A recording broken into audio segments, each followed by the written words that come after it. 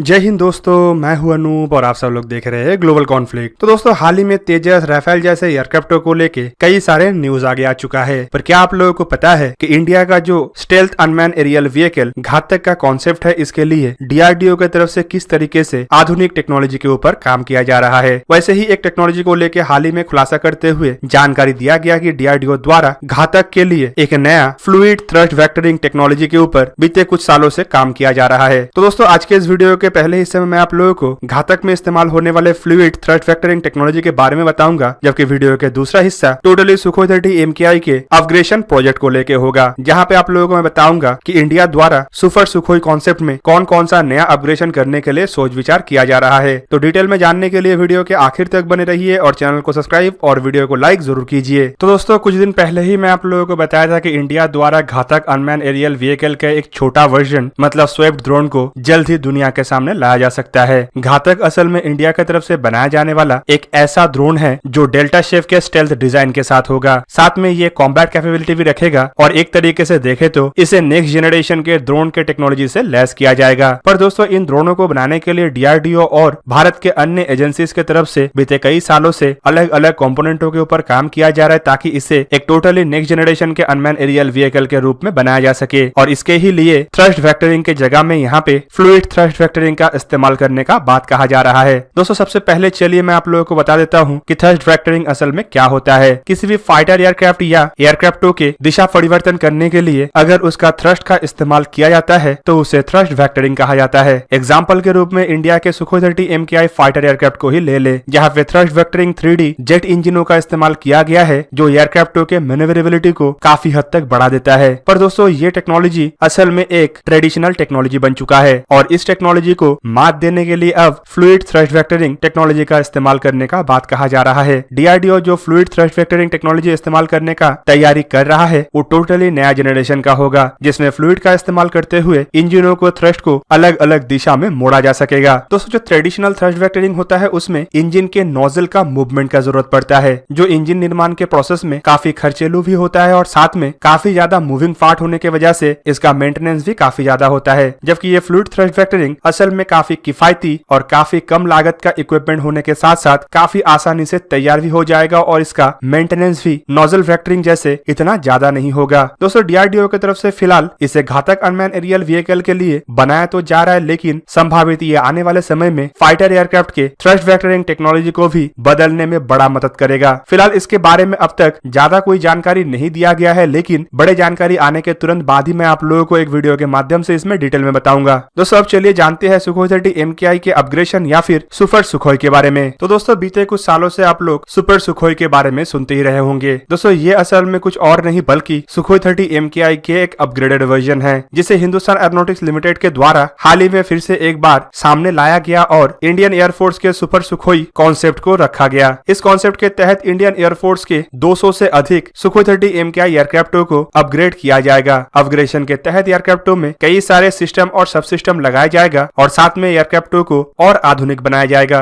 दोस्तों, इस अपग्रेडेशन के तहत एयरक्राफ्टों में कई सारे इंडिजीनियस इक्विपमेंट भी लगना है, जबकि माना जा रहा है कि अपग्रेडेशन के बाद ये एयरक्राफ्ट 4++ जनरेशन के सुखोई 35 के बराबर का हो जाएगा। दोस्तों, हाल ही में कई सारे रिपोर्टों में सुपर सुखोई के कॉन्सेप्ट के कई सारे पहलू के खुलासा भी किया गया, जिनमें यह भी बताया गया है कि इस कॉन्सेप्ट के तहत डीआरडीओ और हिंदुस्तान एरोनॉटिक्स लिमिटेड इसमें कौन कौन सा नया इक्विपमेंटों को लगाना चाहता है। इवन इसमें जानकारी देते हुए यह भी बताया गया है कि सुपर सुखोई में सुखोई 30 MKI के तुलना में ज्यादा आधुनिक रडार, जो कि active electronic scan array radar होगा, उसे लगाया जाएगा। साथ में एयरक्राफ्टों में इस्तेमाल होने वाले electronic warfare system, jamming equipment जैसे इक्विपमेंटों को भी बदला जाएगा, जबकि कॉकपिट में भी मेजर तब्दीली किया जाएगा और साथ में कई सारे इंडिजीनियस हथियारों को लगाया जाएगा, जिनमें भारत के बनाया हुआ guided bomb, anti radiation missile, air to air missile और ब्रह्मोस NG जैसे स्टैंड ऑफ मिसाइल भी रहेगा। दोस्तों, पिछले साल कई सारे रिपोर्टों में इंडिया के खुद के बनाया हुआ active electronic scan array radar उत्तम के बारे में भी बताया गया, जिनमें यह भी दावा किया जा रहा है कि तेजस मार्क 1A के कुछ आखिरी एयरक्राफ्टों में उत्तम active electronic scan array radar लगाया जा सकता है, जबकि इन रडारों को बेसिकली तेजस मार्क 2 के लिए ही डेवलप किया गया है। और अब कहा जा रहा है कि इन रडारों को सुपर सुखोई में भी लगाया जा सकता है, जो इन एयरक्राफ्टों के कैपेबिलिटीज को खाली बढ़ाएगा नहीं बल्कि इंडिजीनियस क्षमता के साथ ही बढ़ाएगा। फिलहाल उत्तम रडार के कई घंटे का परीक्षण भी हो चुका है, लेकिन इनमें से ज्यादातर परीक्षण सुखोई 30 MKI में ही हुआ है। और इसीलिए ये भी कहना गलत नहीं होगा कि सुखोई 30 MKI में भी उत्तम राइडर एक सुइटेबल राइडर साबित होगा। दोस्तों उत्तम राइडर को लेके फिलहाल कहा जा रहा है कि इसका मैक्सिमम रेंज 250 किलोमीटर तक होगा, जबकि इसका एक 400 किलोमीटर रेंज के आधुनिक राइडर का डेवलपमेंट भी हो रहा है। दोस्तों नेक्स्ट नाम आता है IRST सिस्टम का, मतलब infrared search and tracking system. Bharat अपना खुद का infrared search and tracking system का भी डेवलपमेंट कर रहा है। फिलहाल इस डेवलपमेंट में भारत इलेक्ट्रॉनिक लिमिटेड DRDO का साथ दे रहा है और ये जो नया infrared search and tracking system होगा, संभावित इसे भी सुखोई 30 MKI के अपग्रेडेशन प्रोजेक्ट में इस्तेमाल किया जा सके। फिलहाल सुखोई 30 MKI में OLS 30 नामक ऐसा ही एक सिमिलर सिस्टम का इस्तेमाल किया गया है, पर भारत का सिस्टम संभावित इससे भी ज्यादा आधुनिक होगा, चाहे वो रेंज के मामले में हो और चाहे वो एक्यूरेसी के मामले में हो। दोस्तों infrared search and tracking system एक ऐसा इक्विपमेंट होता है जो लगभग हर एक आधुनिक जनरेशन के फाइटर एयरक्राफ्ट में इस्तेमाल होता है। ये दुश्मन के स्टेल्थ एयरक्राफ्टों को भी डिटेक्ट करने में मदद करता है, साथ में दुश्मन और दोस्त में पहचान बनाने में भी ये काफी ज्यादा मददगार होता है। दोस्तों इसके अलावा और एक महत्वपूर्ण इक्विपमेंट जो फिलहाल इंडिया द्वारा बनाया जा रहा है ताकि उसे सुपर सुखोई में इस्तेमाल किया जा पाए, और ये इक्विपमेंट है इंडिया का खुद का फ्लाइट कंट्रोल कंप्यूटर। दोस्तों सुखोई 30 MKI को और भी कंट्रोलेबल बनाने के लिए यह नया डेवलपमेंट किया जा रहा है और इसमें इंडिया अपना खुद का IT स्किल का भी इस्तेमाल कर रहा है। ये फ्लाइट कंट्रोल सिस्टम पिछले कंट्रोल सिस्टम के तुलना में भी ज्यादा आधुनिक होगा ताकि एयरक्राफ्टों के परफॉर्मेंस को और बढ़ाया जा सके। दोस्तों आधुनिक लड़ाई में जहाँ पे एयरक्राफ्टों में इस्तेमाल होने वाला हथियार एक प्रमुख रोल निभाता है, वहीं पे दुश्मन के हथियारों को नाकाम करना भी एयरक्राफ्टों के लिए काफी महत्व बन गया है और इसे ही पूरा करने के लिए अब इंडिया खुद का एक सेल्फ प्रोटेक्शन जैमर का भी डेवलपमेंट कर रहा है, जिसे आप इंडिया का खुद का इलेक्ट्रॉनिक वॉरफेयर सूट का भी हिस्सा मान सकते हैं। दोस्तों किसी भी एयरक्राफ्ट के लिए सेल्फ प्रोटेक्शन जैमर एक ऐसा इक्विपमेंट होता है जो दुश्मन से दागे गए मिसाइलों को खाली रोकता नहीं बल्कि दुश्मन के रडार को जैम करना और दुश्मन के कम्युनिकेशन सिस्टम के साथ साथ एयरक्राफ्टों के इक्विपमेंटों को जैम करने का भी काम करता है। इस एडवांटेज को भी सुपर सुखोई में इस्तेमाल किया जा सकता है और इसके लिए संभावित भारत के निर्माण इक्विपमेंट का ही इस्तेमाल किया जाएगा। दोस्तों इसके अलावा कॉकपिट में भी मेजर तब्दीली किया जाएगा और कुछ यूजर फ्रेंडली इक्विपमेंटों का इस्तेमाल किया जाएगा ताकि पायलट ज्यादातर फोकस एयरक्राफ्टों के मैन्यूवरेबिलिटी के ऊपर और दुश्मन के ऊपर हमला करने के ऊपर लगा पाए, ना कि एयरक्राफ्टों में इस्तेमाल होने वाले अधिकतर स्विच और बटन का इस्तेमाल के ऊपर अपने फोकस को डाइवर्ट करना पड़े। इसके लिए संभावित एक बड़े आकार के डिजिटल डिस्प्ले का भी इस्तेमाल किया जा सकता है, जो फिलहाल सुखोई 30 MKI में इस्तेमाल होने वाले डिजिटल डिस्प्ले के तुलना में ज्यादा उन्नत होगा। जबकि इसके अलावा कुछ आधुनिक फीचर्स भी हो सकता है जो इंडिया द्वारा अपने AMCA के लिए डेवलप किया जा रहा है। पर दोस्तों सबसे महत्वपूर्ण अपडेट सुखोई 30 MKI में इंडिजीनियस हथियार को लेकर रहेगा। आप सब लोगों को पता ही होगा कि Sukhoi 30 MKI Russian made aircraft होने की वजह से इसमें ज्यादातर रशियन हथियारों का इस्तेमाल किया जाता है, जबकि अन्य देशों के हथियारों को लगाने के लिए रशिया से परमिशन मांगना होता है। पर दोस्तों इंडियन हथियारों के मामले में ऐसा कोई रेस्ट्रिक्शन है नहीं, इसी वजह से इंडिया द्वारा अब ज्यादा मात्रा में इंडियन हथियारों का इस्तेमाल करने का इरादा रखा जा रहा है। अपग्रेडेशन के समय में इन एयरक्राफ्टों में भारत के बनाया हुआ आधुनिक एयर टू एयर मिसाइल मतलब अस्त्र मिसाइलों को लगाने के साथ साथ हाल ही में भारत द्वारा टेस्ट किए जाने वाले या फिर सक्सेसफुली डेवलप किए जाने वाले कुछ अन्य हथियारों को भी लगाए जाने का बात कहा जा रहा है, जिनमें Sudarshan guided bomb, smart anti airfield weapon, Rudram anti radiation missile जैसे आधुनिक हथियार तो रहेगा ही, साथ में फ्यूचर जनरेशन के ब्रह्मोस मिसाइल मतलब ब्रह्मोस NG का इंस्टॉलेशन के ऊपर भी एयरक्राफ्टों को तैयार किया जाएगा। हाल फिलहाल में ब्रह्मोस एयर लॉन्च मिसाइलों के जो इंस्टॉलेशन सुखोई 30 MKI में हुआ है वो काफी ज्यादा सफल रहा और अब छोटे आकार के ब्रह्मोस को भी इसमें इंस्टॉल करने के लिए तैयार किया जा सकता है। दोस्तों ब्रह्मोस NG को लेकर आपको बता दूं कि ये ब्रह्मोस के तुलना में आकार में छोटा और वजन में हल्का होगा, लेकिन कैपेबिलिटी के मामले में लगभग एक ही होगा, जिसका डेवलपमेंट फिलहाल ब्रह्मोस एरोस्पेस द्वारा किया जा रहा है। और दोस्तों खाली इसे सुखोई 30 MKI में नहीं बल्कि राफेल और तेजस जैसे एयरक्राफ्टों में भी किया जाएगा। तो दोस्तों ये था आज का वीडियो। अगर आपको वीडियो अच्छा लगा तो लाइक कीजिए और मेरे चैनल को सब्सक्राइब कीजिए और साथ में बना हुआ बेल आइकन को भी प्रेस कर दीजिए ताकि आप मेरा वीडियो देख पाए सबसे पहले। जय हिंद।